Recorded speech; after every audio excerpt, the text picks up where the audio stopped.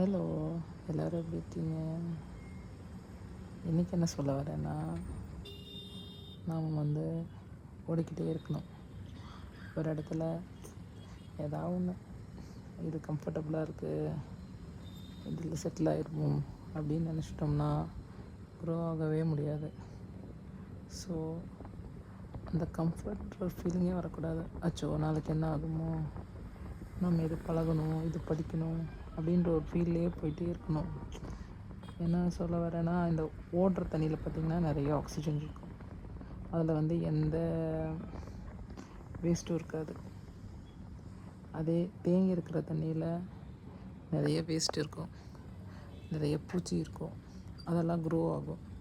இந்த பூச்சி புழு இதெல்லாம் நமக்குள்ளே இருக்கிற நெகட்டிவ் தாட்ஸ் மாதிரி அது சீக்கிரம் க்ரோ ஆகிரும். ஆனால் ஓடுற தண்ணியில் அதெல்லாம் க்ரோ ஆகிறதுக்கு சான்ஸே கிடையாது.